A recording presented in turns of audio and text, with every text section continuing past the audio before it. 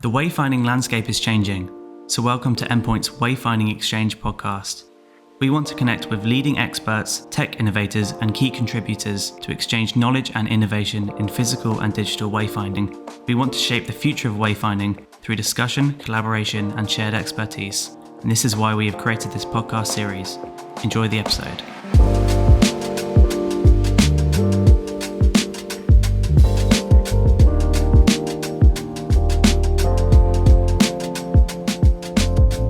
Welcome to Endpoint's Wayfinding Xchange Podcast, presented this time by me, Alison Richings, Wayfinding Design Director at Endpoint. I've been lucky enough over my many years in wayfinding to be able to work alongside many major museums.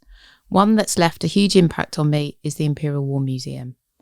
A series of 5 museums around the UK that lead the conversation around conflict and its impact on people's lives.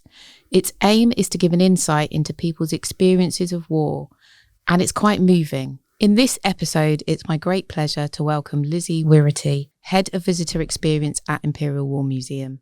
Lizzie has over 20 years' experience in the arts, working with visitors and the teams that deliver visitor experience.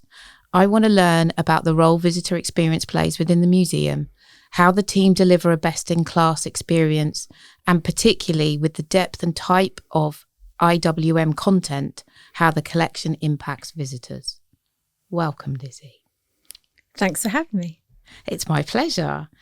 To start off with, I think it'd be really good to understand a bit about you and your background and how you ended up being in visitor experience.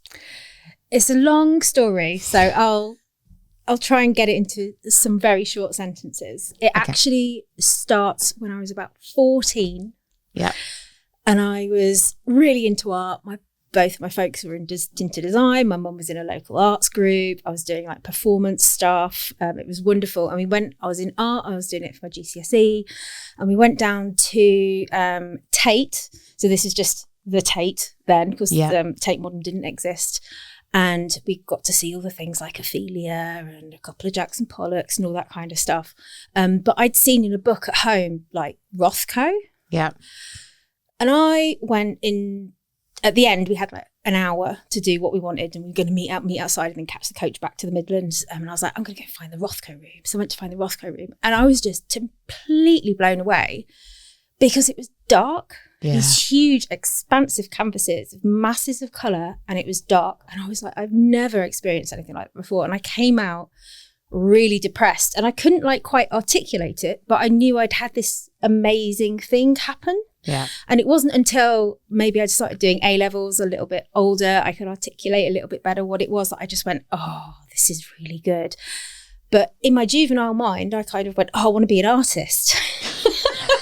And why not? And why not? So I went and did a BA in performance and live art. I did a master's in fine art. And to be quite honest, I wasn't cut out for it.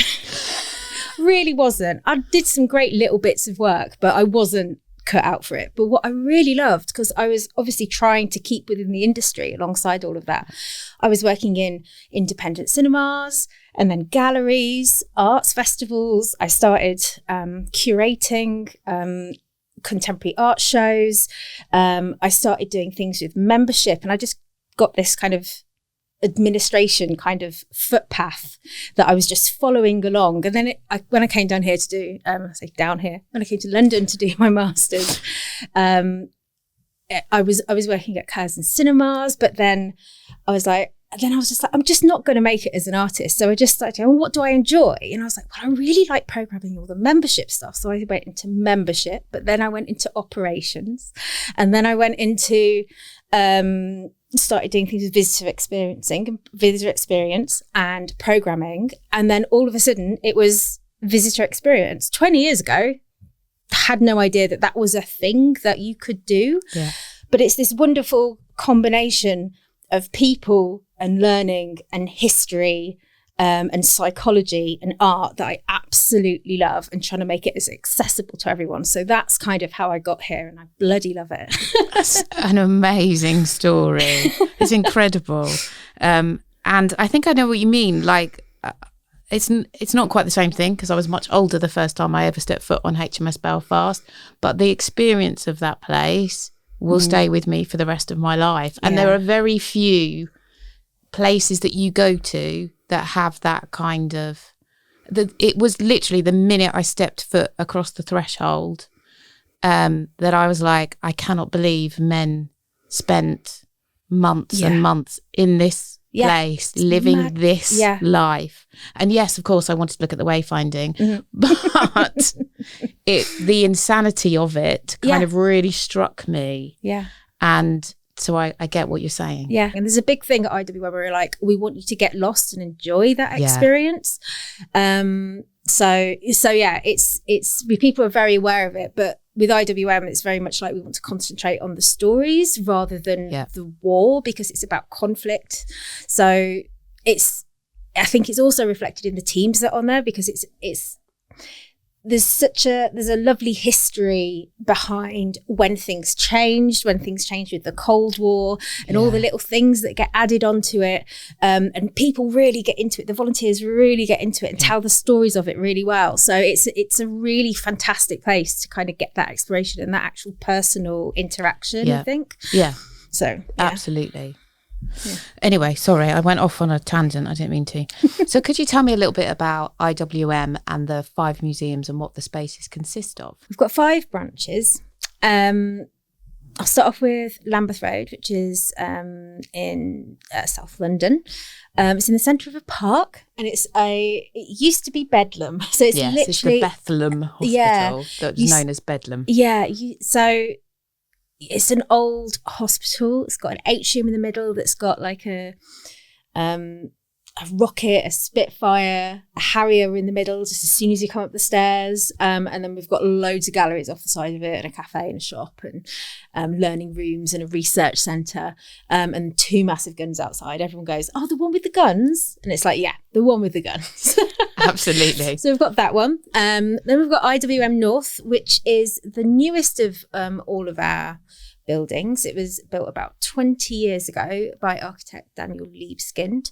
And it's a very angular, kind of looks broken from the outside. You don't really quite know what it is, museum from the outside. And it's this, but inside once you get to the main exhibition spaces upstairs, it's a very beautiful, big, open space that shows like lots of films, areas off the side of it dedicated to different parts of the last 100 years. Again, we've got a Harrier, but we've also got lots of artwork there. And then we've also got a temporary exhibition space there as well. And quite often the free exhibitions that we have at Lambeth Road, they kind of swap to North as well. So Tim Hetherington, which is just closing at Lambeth Road, will be up in North in a few months. So we've got that one. Then got Duxford, which is just near Cambridge. It's literally a working airfield. It's one of the maddest places you'll ever work. It's absolutely wonderful. There's hangars, which are the exhibition spaces, and it's a mile-long site with a working airfield. So you never know what's going to be flying when you get there. It's just an incredible place. There's tanks, there's planes. I can't say planes, but there are planes there. There's aircraft. It's huge. And you spend the whole day there. It's absolutely incredible. We've then got CWR, which is Churchill War Rooms. And it is literally a bunker underneath the Treasury. That's also mad. We've got it's crazy. It's absolutely crazy. The secret room in there, which Churchill used to have phone calls to Roosevelt. Yes. Yeah? FWR, yeah. Was it Roosevelt? I think so. Roosevelt? Where Churchill used to have conversations with Roosevelt, secret conversations, which is great. And it's just so bonkers down there. Like the cafes where the old switch room used to be, where like all the women who like were the secretaries used to put, like, it's just incredible. It's an incredible, you get lost down there so easily. It's a cyclic route, but we've got like the map room and that kind of stuff. And there's the old mannequin in there. And I'm a big fan of mannequins, even though it's really not a thing anymore. There's that. And then last but not least, there's HMSB. It's like this beautiful, beautiful old warship. She's this just beautiful thing that you just walk onto and you really get an experience of what life must have been like at sea. The curators do a fantastic job, but also you're walking in on a piece of the collection, which is amazing. Yeah. And the volunteers, all the sites are just so good. So if you see someone in red, go and have a conversation. Absolutely, because they are incredible. They love the know their spaces. stuff. They'll show you the stuff that we aren't necessarily shows or you might miss. So yeah, go and have a look at them and have a word with the volunteers. So tell me a bit more about visitor experience. So if people haven't really heard of the phrase before, we've talked loosely about it and how you got into it. But, you know, if you walked into a room, if we'd met at a party and you said, I do visitor experience, how would you describe it? I would say you try and make sure everyone has a good time. Yeah. And that's the one sentence. Yeah. And then you just kind of, you break that down a bit and it's like, well, good time for who? Yeah. So you have to start looking at your audiences, who's coming in the door and who you want to come in the door. Yeah. So then you start looking at the next level down, where it's like, well, what do you think they're going to want and what do they need to get that good time? So it's like this it's like almost like a pyramid of everything that you need for the visitor to have a good time and come back and support whatever it is that you're going in. Visitor experience for a hospital is very different to a museum, different to a panic room, different, you know what I mean? It's like it's all very, very different. So everything ties into what the organisation needs, what the organisation wants that experience to be. So visitor experience is just to make sure that everyone who comes through the door has a good time, whatever that looks like for them. And so is the organisation the starting point in a way? Because obviously the organisation has a series of aims that they want to get across for their visitor. Obviously you've got to put the visitor at the heart of it. Yeah. But is that where you start? Is we've got these aims, so somehow we have to find a way of expressing them? Or do you think it really is actually, let's just strip all of that away and just start? What does a good time for the visitor really look like? I'm not sure if it's one before the other. It's almost like loads of things overlap. Yeah. But the one thing that is for every single department in every single kind of specialism there is in museums is why are we doing what we're doing? Yeah. And that's the question that you have to answer. So if you can answer that question, everyone knows what they're going to do in marketing. Everyone knows what they're going to do front of house. Everyone knows what they're going to do in collections. Everyone knows, you know what I mean? It's like, it's all of those things. As soon as you've got that, people will know that, we've got to make sure we save that piece first. We have to keep that over there. So we have to sort out the AV. Yeah. We have to make sure the welcome's like this. We have to make like all of those kind of things. So that's the key thing. As long as that is clear and everyone knows that, it's very easy for everything else to slot into place. And is it tough because you go across so many different parts of the organisation, so many different disciplines, because it impacts curation as much as it does the front of house team to the volunteers? Yeah, it's very difficult. Yeah. But it's also very fun. It's not impossible. Yeah. I've worked at places, say like Westminster Abbey. I used to work at Westminster Abbey, where admissions, queuing, security, and wayfinding and visitor experience and membership were all in the same department. Yeah. Everything was in the same department. Ups and downs, twists and turns, conflicts that shouldn't have existed everywhere. Exactly the same everywhere else that I've worked. Yeah. I can't even remember what the question was. It was about working across all those different layers. Yeah, visitor experience affects like everything, but it also assures that those people keep on coming back, particularly in museums, because people don't have a good time. They don't go home and tell their friends and family, their loved ones, that, oh my God, you have to come back to this. Yeah. Like if a child goes home and said, I went on this school trip to IWM, and they were like, oh, you had a good time? Oh, well, maybe I'll go. It's like, we don't have dinosaurs. Do you know what I mean? We talk about war and conflict. Yeah. So it's not necessarily a joyous thing to come to this organisation. So it's extra important that everyone gets out of it what they want. I mean, there is so much in the exhibitions that we do, and the kind of the curation and the care that we put into telling the correct stories of all the different conflicts of the last 100 years. So it's trying, what we do really well is that we actually do find, by telling these difficult stories, we actually do get a little bit of hope and a little bit of love out of it. And it's about learning to make sure that we don't start fighting in the future. It's one of those things, just like, you need to learn how you got here to know where you got to go. Absolutely. So, yeah.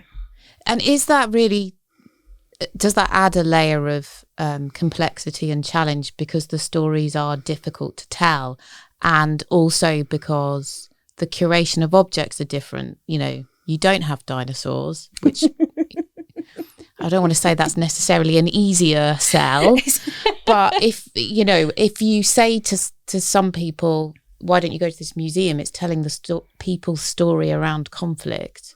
That feels more abstract than here's some dinosaurs, which I know is oversimplifying, but that must bring about a whole extra layer of challenge because it's quite conceptual. It is, but I think that's more of a problem for marketing than it is for visitor experience. Sure. You should be able to have a good experience wherever you go, especially if it's a museum. Yeah. Which is actually why wayfinding is one of the most important things, I think, in terms of visitor experience, because it is about the psychology of the people coming in through the door. HMSB, go back to HMSB again, it looks fantastic when it's photographed, but then it's like, well, what's that photograph saying? Is it bullying, or is it a cruise liner? Is it? It's like there's so many different kind of semiotics playing around it that it's you have to be really careful. And again, it comes back to that, why are we doing what we're doing? So I have a lot of love for the marketing team, I have to say. They do a very, very difficult job. It's tough. Yeah. Can we talk about some of the various locations as well?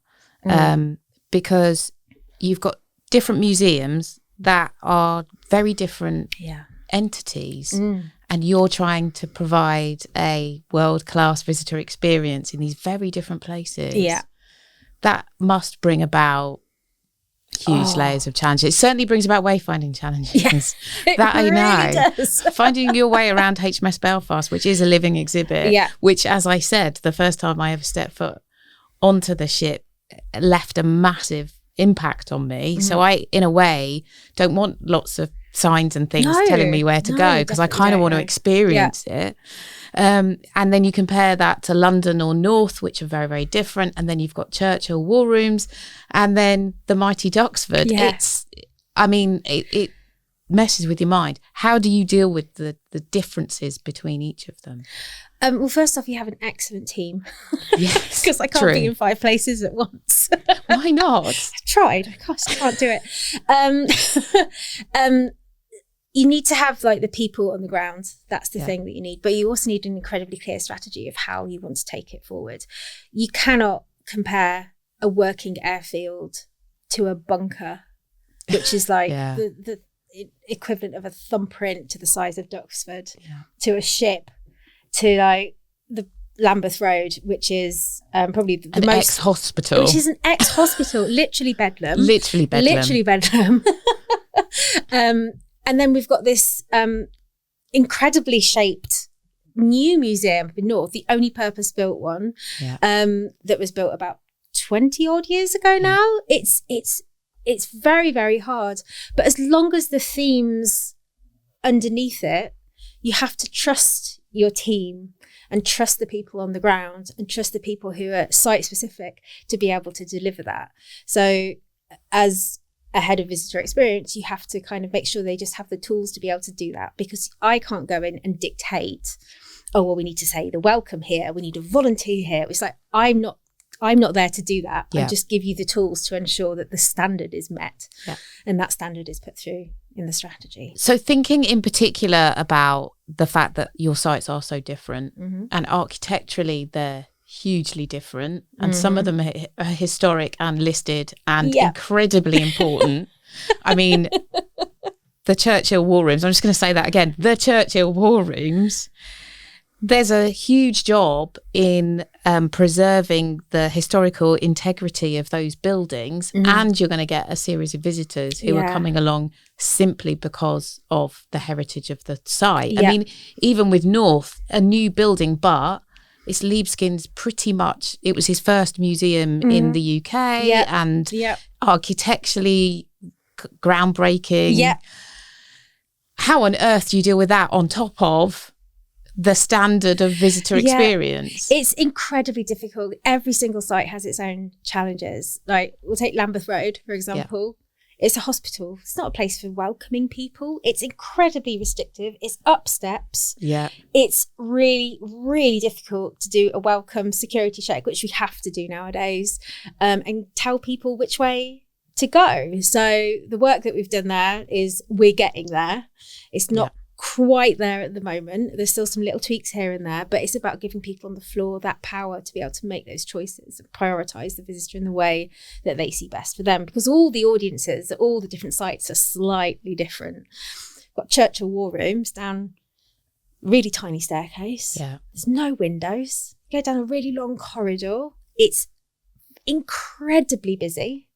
A huge demographic is American tourists. Yeah. So we have to cater for them. So even the people who we have on the queue trying to check tickets and all that kind of stuff, they call it a trash can. If they're looking for a bin, just little changes like that to make sure people feel welcome is really, really important. North, it's such a difficult building for visitors. As an object in itself, it's incredible. Like, the concept behind it, Mr. Liebeskin did an amazing job. But in getting people in there and understanding why there are so many angles is a whole challenge in itself. And then that's about entrusting the message onto the visitor and giving them that learning of why it's like this, so they can get on board with it and enjoy that really weird sloping floor that you don't realise is sloping till you get round to the end. Yeah, absolutely. You turn around and you're like, oh, why my shins hurt? This is weird. So yeah, it's very, very strange. Duxford's just a beast. Yeah. It's a wonderful beast, and it's still a working airfield. That's incredible. Absolutely. That is incredible. I love the fact you turn up, you've got no idea what you're going to see flying. Yeah. It's amazing. It's absolutely amazing. But the fact, we were just talking about this before the podcast start, that the berth at HMS Belfast, the fact that you sometimes get a big cruise ship just docked next to it, and people from the cruise ship just clamber across and get to shore, and you know, all of those levels of interaction that has this huge impact on visitors. Yeah. And it's exciting. I mean, certainly you turn up on a day when there's a big cruise ship parked up next to it, you're just it's going to blow your mind. Yeah. But equally, it brings about a whole new set of challenges. It really does. Especially, but it's amazing when we get like a navy from another country pull up the side, and you've just got like all these people from a different country, like in their different uniforms, like saluting you just as a hi, we're here, as just a little courtesy thing. You're like, oh, this is really cool.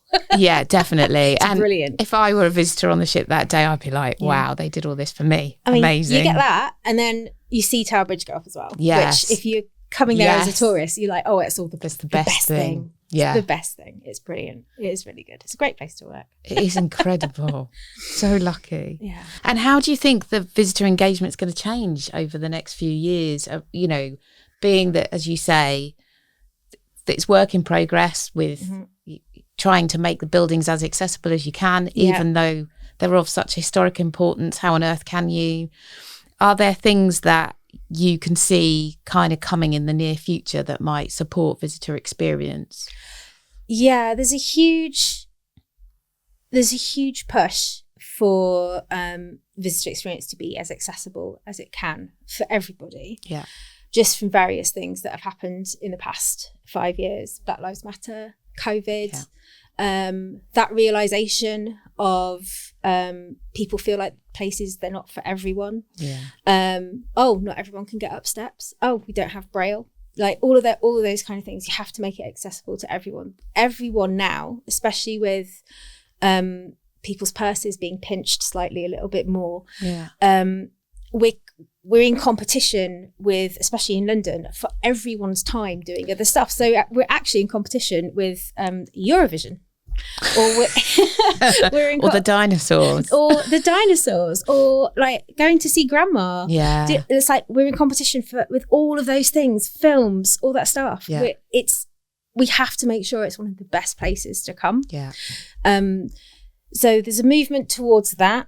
There's a movement towards personalization of visitor experience, and I think that's where technology, particularly over the next 5 to 10 years, we'll really start seeing that, especially with augmented reality, virtual reality, that kind of stuff, and reaching audiences that are outside of the space of the museum to give even an extra access beyond the walls. And do you think that's a really big movement now in visitor experience, that the museum steps outside of itself and sits much more into the heart of the community?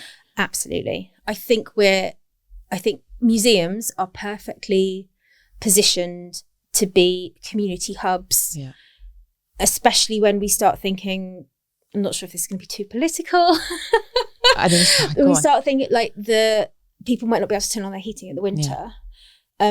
We have to heat our museums. Yeah. So it's like, do we start out saying, come and sit in our museums? Like, I love that. I love that too. In the 1940s, everybody went to the cinema. The biggest cinema audiences of all time are in the 1940s. And the primary reason for that was it was cheap and it was warm. Yeah.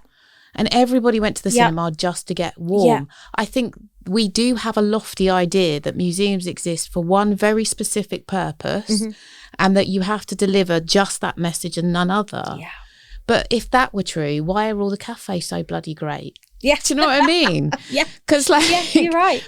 You know, they're free to get in. It's amazing in this country. We've got like galleries and museums and they're free to get in. Yeah. Just go and sit in one. Yeah. Like, even if you don't want to see it, just go and have a look. Go and have a look at the architecture. Definitely. Like, do you know what I mean? It's like, because it's incredible. You might just experience something that you didn't expect, which goes back to your Rothko thing. Mm-hmm. Because, you know, if you hadn't have had that time to go and look at it, you could have just carried on, walked past and not bothered, and that would be that. Yeah. And it's like, I don't know that you got up that morning and went, I'm definitely going to go and see the Rothko room. Definitely not. I didn't do that. But because you were there and there was an opportunity, it kind of happened, and you had a moment that changed your life. Mm-hmm. So yes, why can't we provide those opportunities for people? Yeah. I think there's something really lovely in that. Yeah. I think we are a bit lofty in our approach, this idea that, I don't know, I always get the sense that we're a bit discouraged from going and sitting in the cafe in most places. But I actually think there's something quite magical that could happen. Yeah. And don't they say that the age of enlightenment happened when we all went and sat in cafes anyway? Yeah, I've definitely heard that. So, everyone stopped drinking alcohol and went and drank coffee. And yeah, I mean, but it's that same thing. It's like where pubs came from. People used to open their houses. It's exactly. The new pub. Yeah. Curry houses in Yorkshire were hole in the wall where somebody was cooking and just passing the curries out the window. Yeah. So yeah, it's the same thing. Being the hub of a community in a way is really good. I think it also comes back to a responsibility. Yeah. Especially if you're in a museum that's free and you don't have to pay for. Yeah. It's like those doors are open. We definitely exist, the Lambeth Road and the North sites, around places where people live. Yeah. And you'd be amazed at the fact that, like, I can't exactly remember the stats off the top of my head, but those communities, they don't come in. I think we have a responsibility to say, you can come in. Yeah. Look what we have for you. Yeah. So I think there's a responsibility there. And then it's about making sure that they're welcomed. Whoever is coming through the door, they are welcomed. And it's about that movement towards guest experience away from visitor experience. So that really homes down on that individuality. So it's for them. That's nice, because it's like a slightly different way of thinking about it. Visitors, I don't know, a little bit more institutional, mass of them. Yeah. Guest, more hospitality driven, more we're here for you. Yeah. Rather than visitors is like, oh, you're coming in through our doors. Yeah. But as guests, it's like, oh, we are actually, exactly as you said, we're here for you. Yeah. So that's what, in my mind, that's what we're moving towards. I mean, a few organisations have moved towards that already. It does seem to be like it's a way that it's going, but I think it's needed, to be quite honest. I mean, I think there's more and more pressure. The fact that an entire collection can be digitised. Yeah. I mean, I've certainly heard people say, why would you go to a museum if you can just look at it online? I'm like, I don't think it's the same thing at all. Oh, if only we could do that at IWM. We just can't do it. Keep everybody away. I think it's something like 33 million items. Not many then. Not many. I mean, there's definitely organisations out there with more. I Yeah. think the Natural History Museum has got more, but it's still a lot. Yeah. It's still a lot. Yeah. But if we didn't have visitors, we'd just be a warehouse. So, Exactly. yeah. But also, I think there's something about, even if you go to a museum on your own and you have no intention on speaking to anybody else, there's something about a collective sort of shared experience Absolutely. that cannot be beaten by Yeah. sitting in your room with some Google glasses on or whatever the latest tech is and going, oh, I've seen it. Because it doesn't seem the same to me. But maybe I'm a traditionalist. I don't know. There is that experience of it seeing something in person, but I don't think we should discount that online experience, because quite often that's the only way that people can get to experience stuff. Because if it's an object, it's just an object, and it's only be in one place at a time. True. So I think opening of the doors, that will help even more people come in. Yeah. It's about openness. Yeah. But at the end of the day, it's about the people. It's always about the people. You got to have happy staff to give a happy smile. Absolutely. You got to have you got to get people through the door who have some little grain of intrigue or curiosity. Yeah. Or whether, even if they kind of think, oh, I'm not going to like anything there, I'm going to go prove it. Yes. And then they go in, it's like, well, actually, you've actually just experienced something, even though you didn't like it. Yeah. Go and tell someone about it. Yeah. That's still good. Absolutely. Because even That's still your good.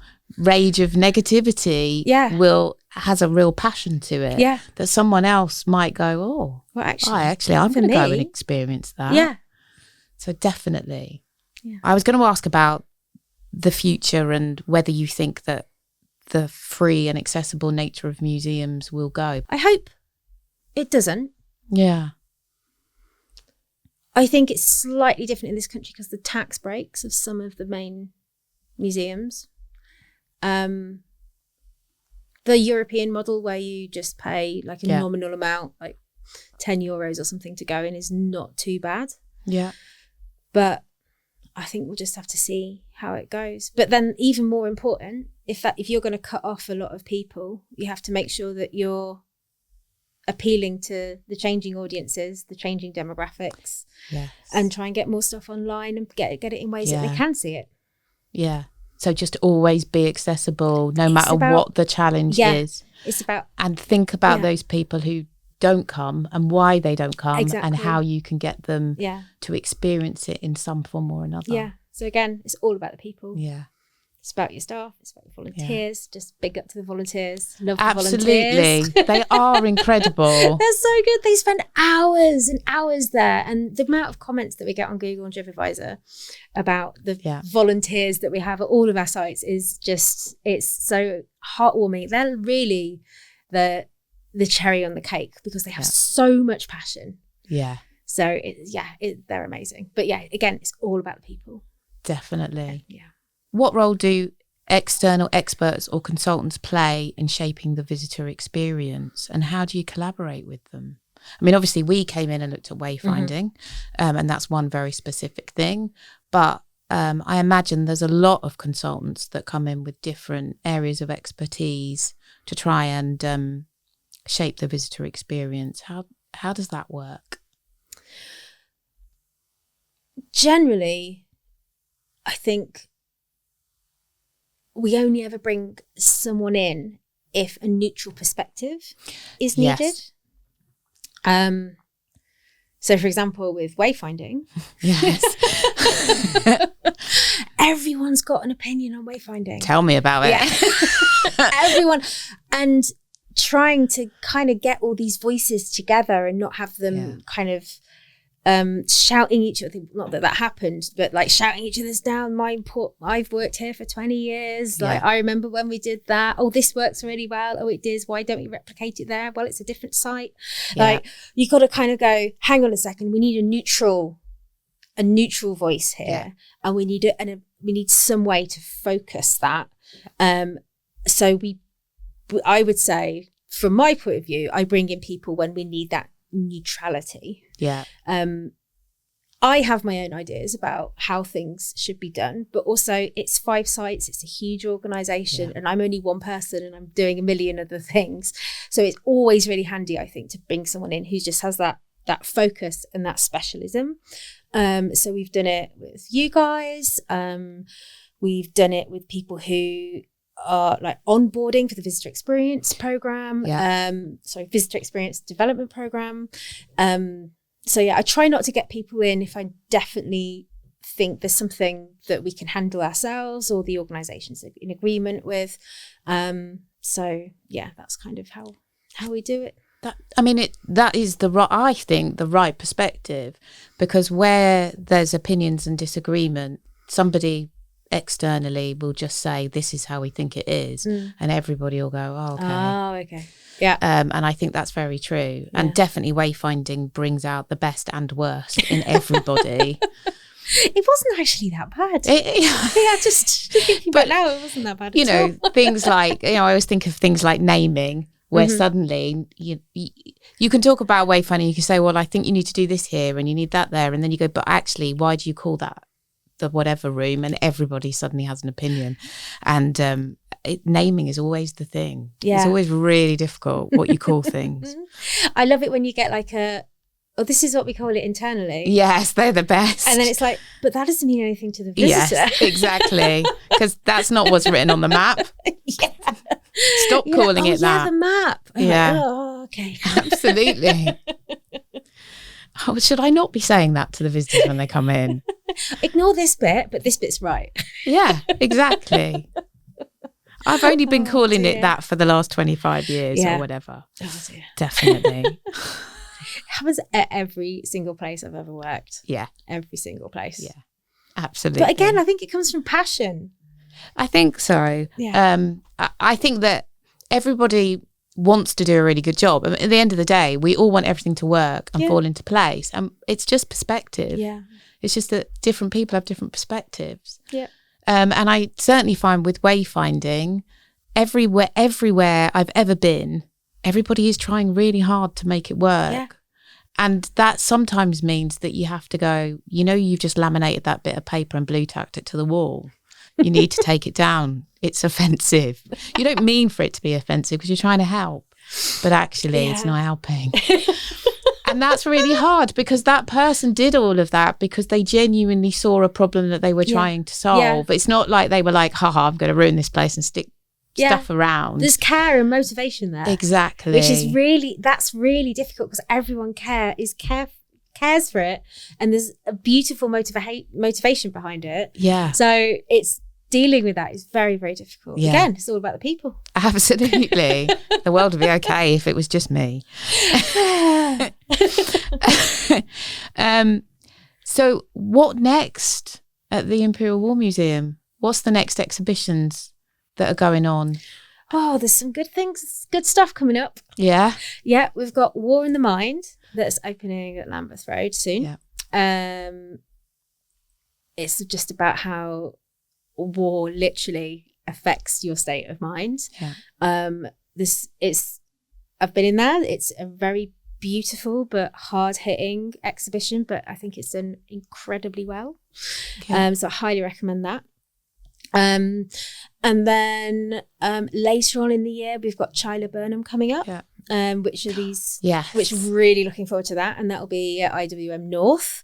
Do you want to explain a bit more about it, or you? Yeah, it's really exciting. It's kind of, we don't quite know what it's going to be yet, and even if that's what makes it exciting. Yeah.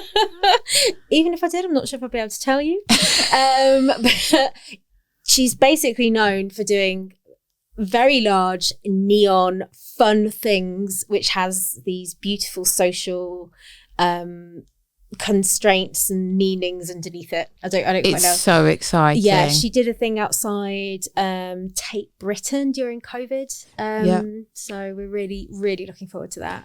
I mean, just the idea of a sort of social commentary in neon outside. Social commentary, that's what. Is that a good word? I'm yes, glad I came up with that now. That's what I was looking for. I'm genuinely really excited about that. Yeah. It's like Banksy doodling on the side of your building. You didn't know it was going to happen, but when it did, you were really happy about it. But it's not the art. That's not the art with Banksy. That's a whole other No, I know.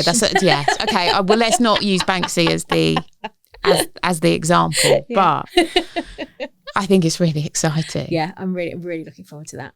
Really looking forward to that. I think it'd be brilliant because again, it's that thing of being unexpected and having different types of audiences who would have just walked past go, hang on a minute.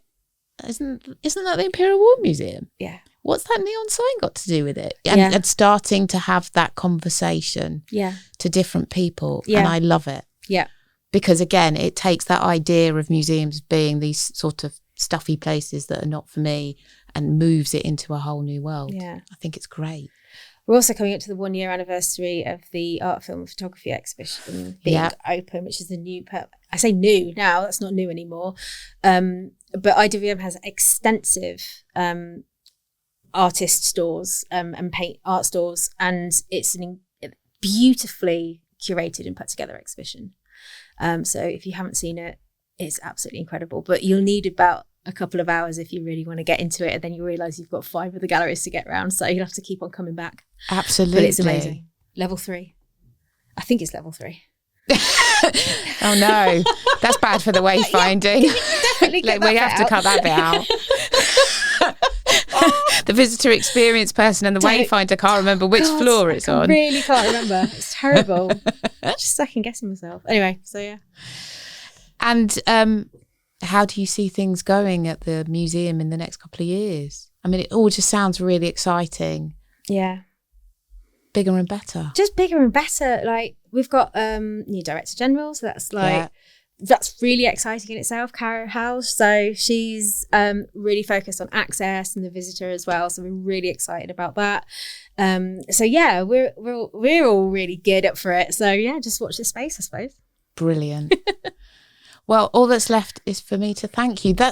I have to say, I've really, really enjoyed that. I hope you did too. I did. Thank you for inviting me on here. Yeah, and thank you so much for joining me today. My pleasure. Thank you.